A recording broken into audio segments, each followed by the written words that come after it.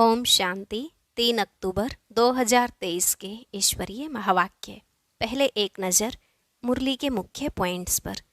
बाबा ने कहा, चलते फिरते उठते बैठते यही याद रहे, हम एक्टर हैं।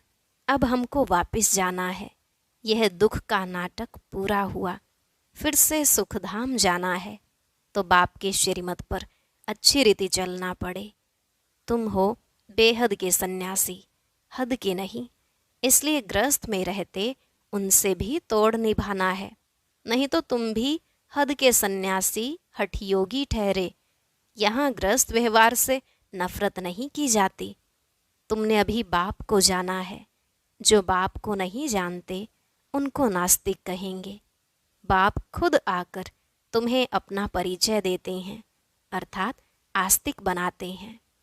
फिर बाबा ने कहा, यह मंजिल बड़ी भारी है, इसलिए माला में आने वाले दाने कोटों में कोई ही निकलेंगे। बाकी प्रदर्शनी में प्रजा तो ढेर निकल आती है।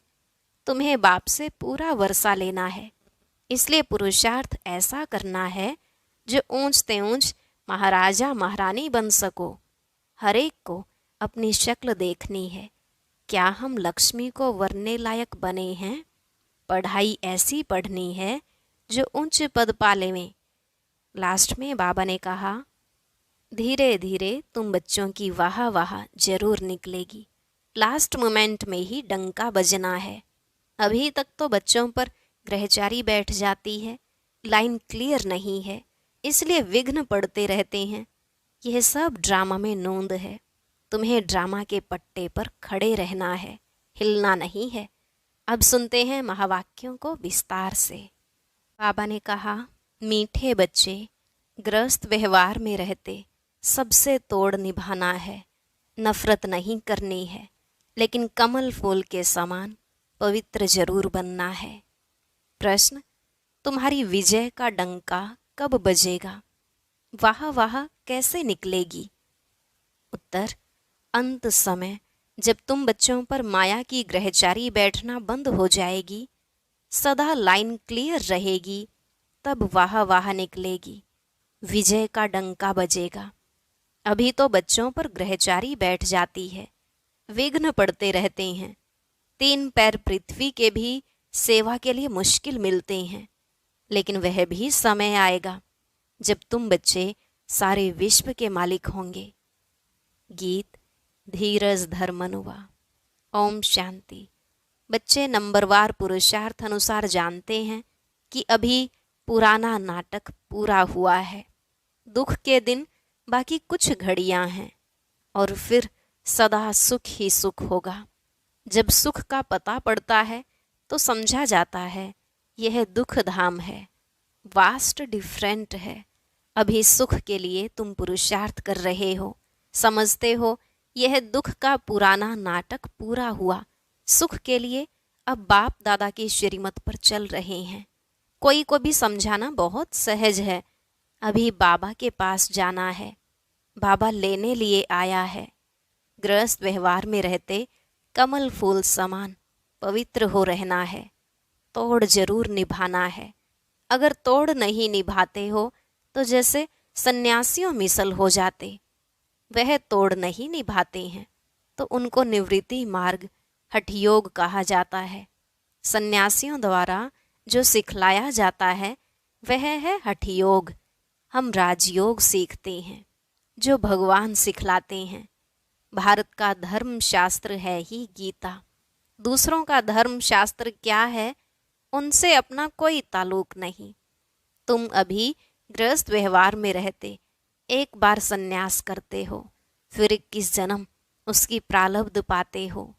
उनका है हद का सन्यास और हठयोग, तुम्हारा है बेहद का सन्यास और राजयोग। वह तो गृहस्थ व्यवहार छोड़ देते हैं। राजयोग का तो बहुत गायन है। भगवान ने राजयोग सिखलाया तो भगवान जरूर ऊंचते ऊंच को ही कहेंगे।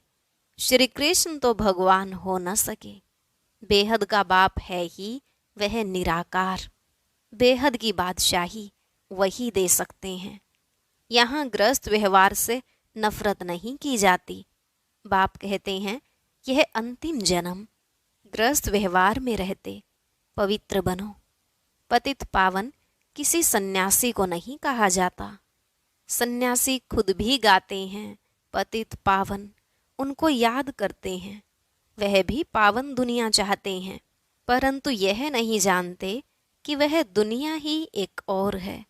जबकि वह गृहस्थ व्यवहार में ही नहीं है तो देवताओं को भी नहीं मानेंगे।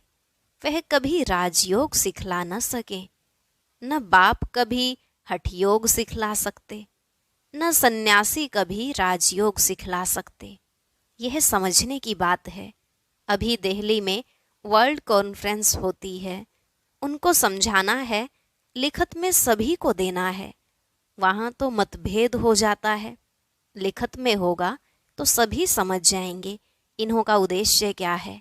अभी तुम समझते हो हम हैं ब्राह्मण कुल के, हम शूद्र कुल के मेंबर कैसे बन सकते हैं और विकारी कुल में हम अपने को कैसे रजिस्टर कर सकते हैं, इसलिए ना कर देते। हम हैं आस्तिक, वह हैं नास्तिक, वह हैं ईश्वर को न मानने वाले, हम हैं ईश्वर से योग रखने वाले। मतभेद हो जाता है, समझाया जाता है। जो बाप को नहीं जानते वह नास्तिक हैं, तो बाप ही आकर के आस्तिक बनाएंगे। बाप का बनने से बाप का वर्षा मिल जाता है। यह बड़ी गुह्य बातें हैं। पहले पहले तो बुद्धि में यह बिठाना है कि गीता का भगवान परम पिता परमात्मा है। उसने ही आदि सनातन देवी देवता धर्म स्थापन किया। भारत का देवी देवता धर्म ही मुख्य है। भारत खंड का कोई तो धर्म चाहिए ना। अपने धर्म को भूल गए हैं। यह भी तुम जानते हो कि ड्रामानुसार भारतवासियों को अपना धर्म भूल जाना है। तब तो फिर बाप आकर के स्थापन करे, नहीं तो फिर बाप आए कैसे। कहते हैं जब जब देवी देवता धर्म प्रायलोप हो जाता है तब मैं आता हूँ। प्रायलोप जरूर होना ही है। कहते हैं ना, बैल की एक टांग टूट गई है, बाकी 3 टांग पर खड़ा है, तो मुख्य हैं ही 4 धर्म। अभी देवता धर्म की टांग टूट पड़ी है, यानी वह धर्म गुम हो गया है। इसलिए बड़ के झाड़ का मिसाल देते हैं कि इसका फाउंडेशन सड़ गया है, बाकी टाल टालियाँ कितनी खड़ी हैं। तो इनमें भी फाउंडेशन देवता धर्म है ही नहीं। बाकी सारी दुनिया में मठ पंथ आदि कितने हैं। तुम्हारी बुद्धि में अभी सारी रोशनी है। बाप कहते हैं तुम बच्चे इस ड्रामा को जान गए हो। अब यह सारा झाड़ पुराना हो गया है। कलयुग के बाद सतयुग जरूर आना है। चक्र को फिरना जरूर है। बुद्धि में यह रखना है, अब नाटक पूरा हुआ है, हम जा रहे हैं। चलते फिरते उठते बैठते भी याद रहे, अब हमको वापस जाना है। मन मनाभव मध्य जीभव का यही अर्थ है। कोई भी बड़ी सभा में भाषण आदि करना है तो यही समझाना है। परम पिता परमात्मा फिर से कहते हैं कि हे बच्चे, देह सहित देह के सब धर्म त्याग, अपने को आत्मा समझ बाप को याद करो तो पाप खत्म होंगे। मैं तुमको राजयोग सिखलाता हूँ। गृहस्थ व्यवहार में रहते कमल फूल समान बन मुझे याद करो, पवित्र रहो, नॉलेज को धारण करो। अभी सब दुर्गति में हैं। सतयुग में देवताएं सदगति में थे, फिर बाप ही आकर सदगति करते हैं। सर्वगुण संपन्न 16 कला संपूर्ण, यह हैं सदगति के लक्षण। यह कौन देते हैं? बाप। उनके फिर लक्षण क्या हैं? वह ज्ञान का सागर है, आनंद का सागर है। उनकी महिमा बिल्कुल अलग है। ऐसे नहीं कि सब एक ही हैं। एक बाप के बच्चे सभी आत्माएं हैं। प्रजापिता के ही औलाद होते हैं। अब नई रचना रची जाती है। प्रजापिता की औलाद तो सब हैं, परंतु वे लोग इन बातों को जानते नहीं। ब्राह्मण वर्ण है सबसे उच्च। भारत के ही वर्ण गाए जाते हैं। 84 जन्म लेने में इन वर्णों से पास करना होता है। ब्राह्मण वर्ण है ही संगम युग पर। तुम बच्चे अभी स्वीट साइलेंस में रहते हो। यह साइलेंस सबसे अच्छी है। वास्तव में शांति का हार तो गले में पड़ा हुआ है। चाहते तो सब हैं शांति घर में जाएं, परंतु यह रास्ता कौन बताए। शांति के सागर के सिवाय तो कोई बता न सके। टाइटल अच्छा दिया हुआ है, शांति का सागर, ज्ञान का सागर। श्री कृष्ण तो स्वर्ग का प्रिंस है। वह है मनुष्य सृष्टि का बीज रूप। कितना रात दिन का फर्क है। कृष्ण को सृष्टि का बीज कह नहीं सकते। सर्वव्यापी का ज्ञान तो ठहर न सके। बाप की महिमा अपनी है। वह सदैव पूज्य है, कभी पुजारी नहीं बनता। ऊपर से पहले जो आते हैं वह पूज्य से पुजारी बनते हैं। पॉइंट्स तो ढेर समझाई जाती हैं। एग्जीबिशन में कितने आते हैं, परंतु कोटों में कोई ही निकलते हैं, क्योंकि मंजिल बड़ी भारी है। प्रजा तो ढेर बनती रहेगी। माला में आने वाले दाने कोटों में कोई ही निकलते हैं। नारद का भी मिसाल है। उनको कहा, तुम अपनी शक्ल देखो, लक्ष्मी को वरने लायक हो। प्रजा तो बहुत बननी है। राजा फिर भी राजा है। एक एक राजा को लाखों प्रजा रहती है। पुरुषार्थ तो उच्च करना चाहिए। राजाओं में भी कोई बड़ा राजा, कोई छोटा राजा है। भारत में कितने राजाएं थे। सतयुग में भी बहुत महाराजाएं होते हैं। यह सतयुग से लेकर चला आया है। महाराजाओं को बहुत प्रॉपर्टी होती है, राजाओं को कम। यह है श्री लक्ष्मी नारायण बनने की नॉलेज। उसके लिए ही पुरुषार्थ चलता है। पूछते हैं, लक्ष्मी नारायण का पद पाएंगे व राम सीता का? तो कहते हैं, हम तो लक्ष्मी नारायण का ही पद पाएंगे। माँ बाप से पूरा वर्षा लेंगे। यह तो वंडरफुल बातें हैं ना। और कोई जगह यह बातें हैं नहीं, न कोई शास्त्रों में है। अब तुम्हारी बुद्धि का ताला खुल गया है। बाप समझाते हैं, चलते फिरते ऐसे समझो हम एक्टर्स हैं। अब हमको वापस जाना है। यह याद रहे। इनको ही मन मनाभव मध्य जीभव कहा जाता है। बाप घड़ी घड़ी याद दिलाते हैं, मैं तुमको वापस ले जाने आया हूँ। यह है रूहानी यात्रा। यह यात्रा बाप के सिवाय कोई करा न सके। भारत की महिमा भी बहुत करनी है। यह भारत होलीएस्ट लैंड है। सर्व का दुख हरता, सुख करता, सबका सदगति दाता एक ही बाप है। भारत उनका बर्थ प्लेस है। वह बाप सबका लिबरेटर है। उनका यहाँ भारत में बड़े ते बड़ा तीर्थ स्थान है। भारतवासी भल शिव के मंदिर में जाते हैं, परंतु उनको पता नहीं है। गांधी को जानते हैं, समझते हैं वह बहुत अच्छा था, इसलिए जाकर उन पर फूल आदि चढ़ाते हैं, लाखों खर्च करते हैं। अब इस समय है ही उन्हों का राज्य, जो चाहे सो कर सकते हैं। यह तो बाप बैठ गुप्त धर्म की स्थापना करते हैं। यह राज्य ही अलग है।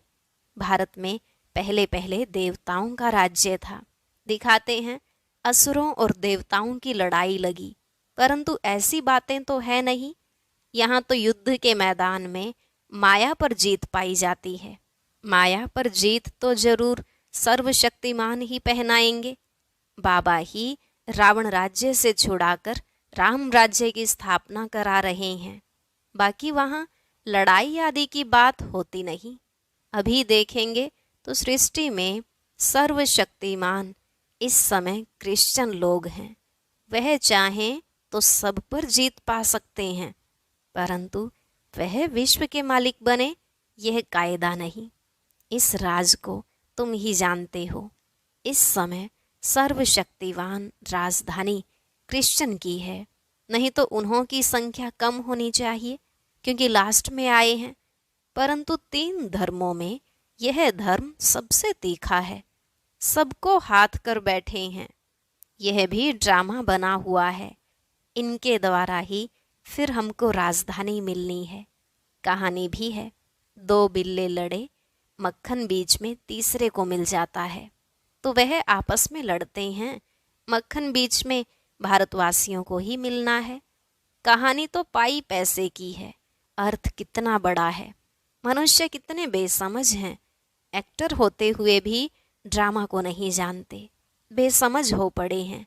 समझते भी गरीब हैं। साहूकार लोग कुछ भी नहीं समझते।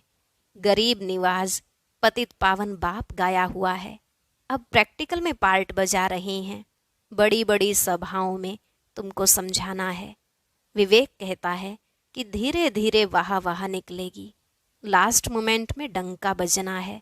अभी तो बच्चों पर ग्रहचारी बैठती है, लाइन क्लियर नहीं, विघ्न पड़ते रहते हैं। यह भी ड्रामानुसार पढ़ते रहेंगे। जितना पुरुषार्थ करेंगे उतना उच्च पद पाएंगे। पांडवों को 3 पैर पृथ्वी के नहीं मिलते थे। अभी का यह गायन है, परंतु यह किसको पता नहीं है कि वही फिर प्रैक्टिकल में विश्व के मालिक बने। तुम बच्चे अब जानते हो, इसमें अफसोस नहीं किया जाता। कल्प पहले भी ऐसे हुआ था। ड्रामा के पट्टे पर खड़ा रहना चाहिए, हिलना नहीं चाहिए। अब नाटक पूरा होता है, चलते हैं सुखधाम। पढ़ाई ऐसी पढ़नी है जो उच्च पद पाले में। अच्छा, मीठे मीठे सिकिलधे बच्चों प्रति माता पिता बाप दादा का याद प्यार और गुड मॉर्निंग। रूहानी बाप की रूहानी बच्चों को नमस्ते। रूहानी बच्चों की रूहानी बाप दादा को नमस्ते नमस्ते, गुड मॉर्निंग, शुक्रिया बाबा, शुक्रिया। धारणा के लिए मुख्य सार। पहला पॉइंट, चलते फिरते अपने को एक्टर समझना है। ड्रामा के पट्टे पर अचल रहना है। बुद्धि में रहे कि अभी हम वापस घर जाते हैं, हम यात्रा पर हैं। दूसरा, सद्गति के सर्व लक्षण स्वयं में धारण करने हैं। सर्वगुण संपन्न 16 कला संपूर्ण बनना है। आज का वरदान, संगम युग पर श्रेष्ठ मत द्वारा श्रेष्ठ गति को प्राप्त करने वाले प्रत्यक्ष फल के अधिकारी भव। संगम युग पर श्रेष्ठ मत द्वारा श्रेष्ठ गति को प्राप्त करने वाले प्रत्यक्ष फल के अधिकारी भव। बाबा ने कहा, संगम युग पर श्रेष्ठ मत के आधार पर जो श्रेष्ठ कर्म करते हो उसका प्रत्यक्ष फल अर्थात सफलता अभी ही प्राप्त होती है। इसलिए कहते हैं, जैसी मत वैसी गत। वो लोग समझते हैं मरने के बाद गति मिलेगी, लेकिन आप बच्चों को इस अंतिम मरजीवा जन्म में हर कर्म की सफलता का फल अर्थात गति प्राप्त होने का वरदान मिला हुआ है। आप भविष्य के इंतजार में नहीं रहते, अभी अभी करते और अभी अभी प्राप्ति का अधिकार मिल जाता। इसको ही कहते हैं रचयिता का रचना से सच्चा प्यार। स्लोगन, दृढ़ संकल्प से हर कदम में बाप को फॉलो करने वाले ही संपन्न बनते हैं। दृढ़ संकल्प से हर कदम में बाप को फॉलो करने वाले ही संपन्न बनते हैं। और अब सुनते हैं आज का अव्यक्त ज्ञान मोती।